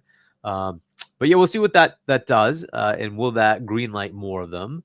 There's certainly older games that could happen. But disappointingly, Todd Howard said he doesn't want to remake any of the other games because he wants to keep it the way it came out. Like, why? I have no idea, because I would love to see Elder Scrolls 1 and 2, which are radically different, to have a new format, and Fallout 1 and 2 to be remade in a modern mechanic instead of what they had before. That would be kind of nice to see, right? But he doesn't want to do any of that. Okay. That's why we put him to bed, old man. Be like, come on, let's go this way, Grandpa. Yeah, and I technically Microsoft owns it. They could do whatever they want, right? But I don't think they would actually antagonize Todd. I don't think they would do that. So if that's what Todd wants until Todd retires, I don't think they're gonna like push that. The potential for side games, though, right? We had New Vegas, right? Was it Fallout New Vegas? Yeah, Fallout New Vegas. We could have something like that from somebody else. So that could be a potential thing. But anyway, so Oblivion coming, awesome. Oblivion's not the only remake coming. It's just not that they're not all coming now. Like there are more things in the pipeline than Oblivion. Yeah, I'm sure. There are. What have we heard? Oh, I've heard a few things too. Interesting. Yup. It'll be a good showcase in June. That's all I'm saying. June's gonna be amazing. Just saying. Dude, here's the problem. You think all of that's going to be like in the showcase? The showcase is only so long. And unfortunately, they have to drop stuff from the showcase because they have to show their stuff and they have to show third-party stuff. So it's so just keep that in mind. It's not gonna be everything. But yeah, it's still going to be very fun. And it looks like 2026 is no longer a launch year. So there's going to be a bunch of Xbox Series games coming out next year because they have a lot of games to tell us about. So we will see what happens. Yes, they do. Yes, they do. Going to be a lot of stuff. And speaking of that, we're just kind of, I'm going to throw this in the chat, and we'll throw this at you guys. So just to put this in perspective, games coming to Game Pass in April of 2025. This is not all of them. This is just the ones we know about for sure in April. South of Midnight. By the way, March, remember we have Adamfall coming at the end. Of Yeah, March. that's still coming. It's still coming. You're right. Right. So, but in April we have South of Midnight coming April 8th. The Commando Origins is coming April 9th. We have Descenders Next is coming April 9th. We have Blueprints coming April 10th. We have Trimpopo. I don't know how to pronounce it. Is coming on April 17th. And then, of course, Claire Obscure Expedition 33 is coming April 24th. And that's just some of the stuff that's coming into Game Pass. So if you got Game Pass, that's coming to you at no additional cost. Hargeet, what are you sad for? It's not like you. Not sad. It's just my I backlog. Your backlog. Did you get finished with Liza P before it's gone? I gave up on Liza P. I'm like, I tried it. It seems like it's probably good, but I just did like the beginning area, died, and it like takes me back to the beginning. I'm like, oh gosh, so that means I can't even like, I don't know how often it saves.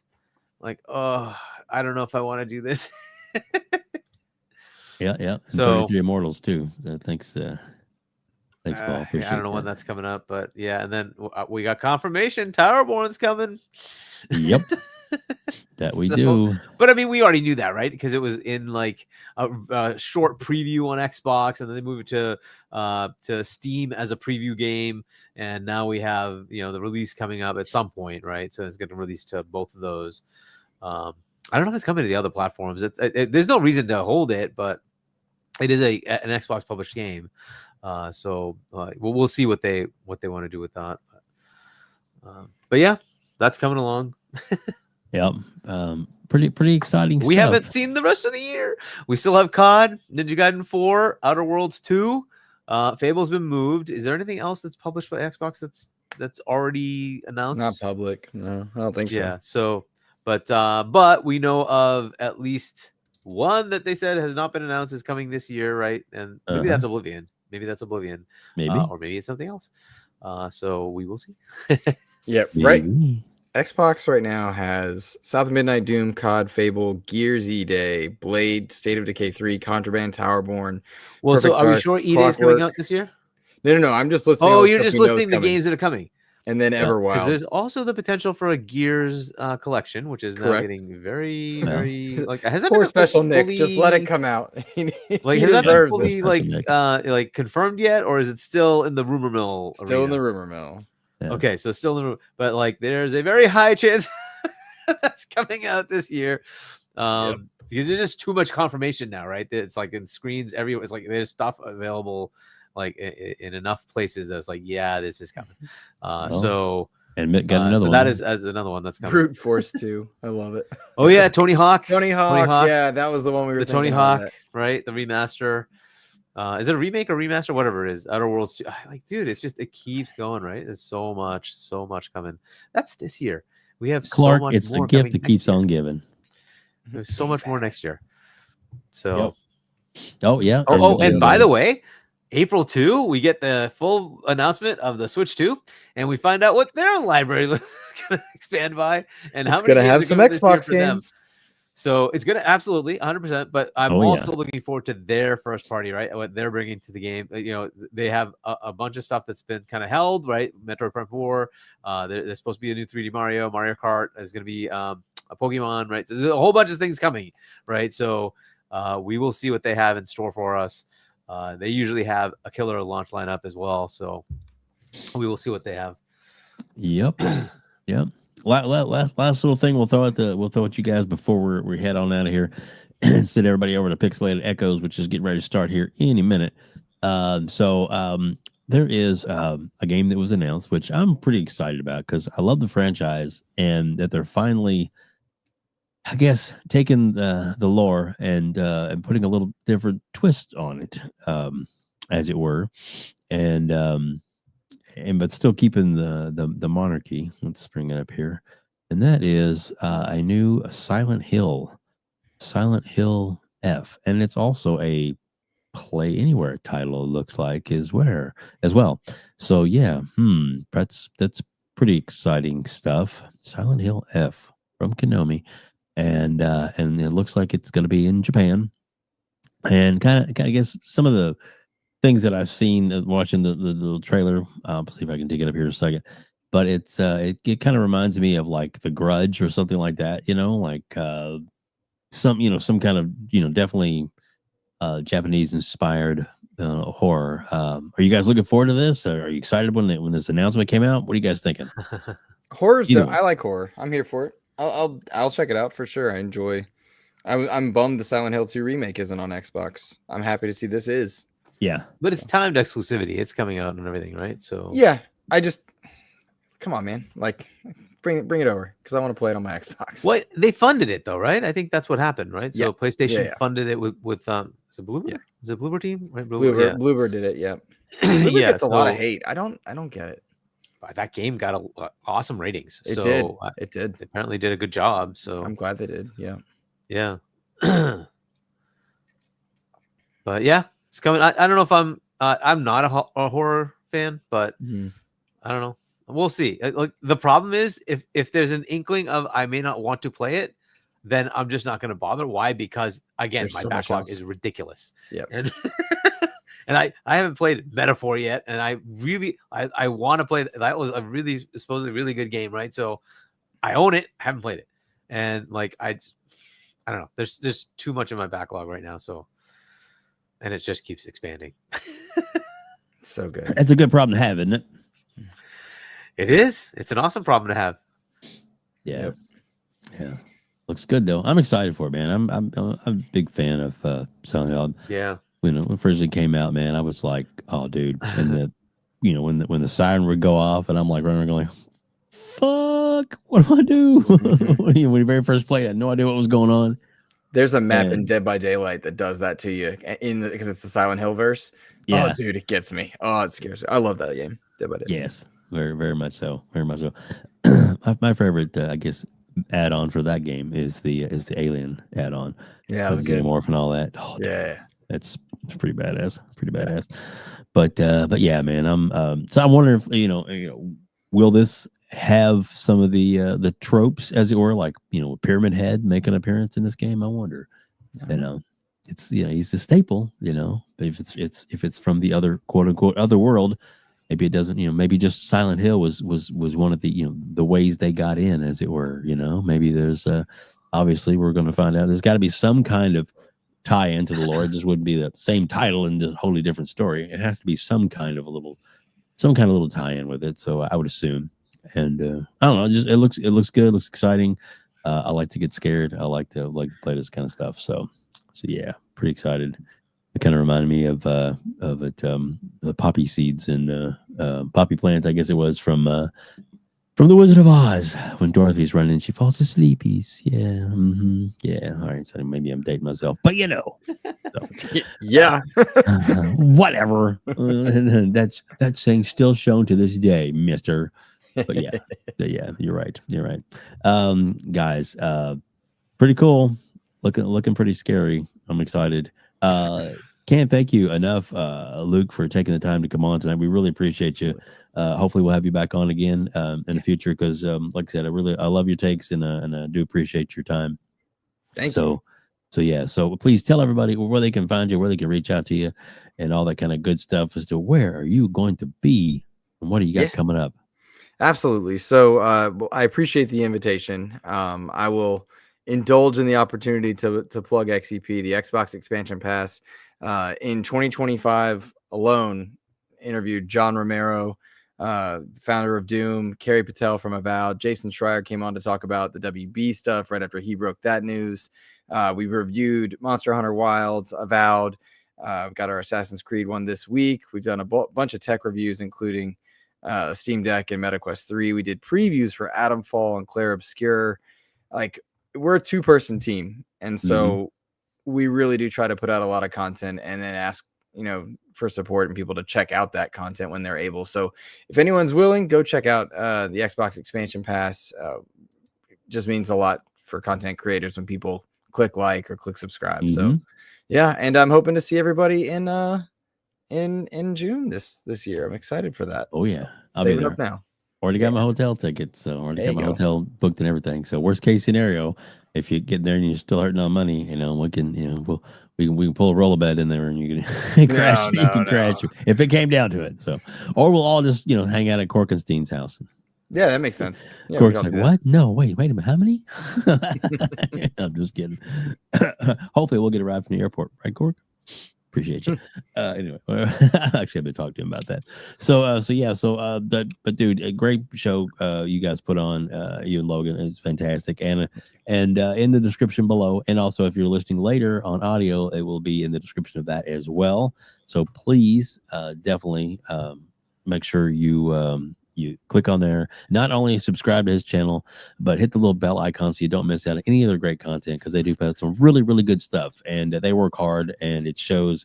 And like I said, I'm just feel blessed to have him on. So Luke, again, thank you so much for coming on. I really appreciate that, sir. And oh man, the most amazing man in show business today. He's like, what? Hargeet Chani, Hargeet, buddy, please tell everybody all the different podcasts that you're on, because you're on a lot, and about your book and everything else you got going on. Yeah. So if you want to subscribe to my channel, it's Hargeet Chani 1, YouTube, shop.chani.us if you want to pick up my book. It's kind of a Mass Effect-like story, sci-fi. Check it out. And then I'll be on with Boom on Wednesday. 7 p.m. US Eastern Time on Double Barrel Gaming. Check that out. I'll be on with C-Money and Doodle Friday night on Night Shift, which is on Point for Gamers. Check that out, 8 p.m. US Eastern Time. And then, with Fonz, Saturday, 6 p.m. US Eastern Time. So Fonz Gaming. And then we'll be back next week. Next week, of course, is GDC. It'll be fun. We'll get to see all this stuff. Hopefully we'll get some good, cool announcements. Not just Xbox, right? It's GDC, so there'll be other stuff too, right? So we'll get to see a whole bunch of things from all the industry participants. So we'll see what's coming up in gaming, right? So be fun. We'll check it out. Talk about it. Definitely be some good stuff there as well. And got a few guests already in the works for next week. So we're get 100% confirmation. I won't spill who those are yet, but we should have a pretty good show next week as well. So like I said, it's going to be awesome. And also Hargeet's information is also in the description below, as well as the link to his book and merchandise where you can check that out. And I got his book. It's pretty awesome. I even got the cup. It's actually up there. I can't reach it at the moment, but I got a coffee mug and everything. So that's pretty cool. And so please check that out. Support the community, because they do so much great stuff for us. And look, Kay Asante, look at you. He's hiding in the dark, lurking in the background. I love it. But Kay Asante, good seeing you, sir. Always appreciate that. Look forward to seeing you in LA as well, sir, in June. Things are getting exciting. Things are getting big, and it's going to be amazing. And also, the last thing I'll say is I'm going to put this in the chat. So you guys if you want to cut and paste this, obviously we're going to send you guys over to Pixelated Echoes with 3-Bit, Fuzzy Belvedere, and Mav from Fun Speculation are all over there right now, talking more and more great gaming topics through the next couple of hours. So please, if you're in the mood to continue to talk gaming tonight, then please just hold on tight, and we're going to send you over there. But if you do go over there from here, let them know that they've been rated by the Gamers Council. They seem to get a kick out of that. So guys, thank you so much for being here. Thank you all for joining us, and please don't forget to hit the like button, subscribe button, and we work hard to get this going for you, and we greatly appreciate you being here as well. The last thing I'll say is this: if you like this video, please hit the like button. Oh yeah, thanks for joining us here on the Gamers Council.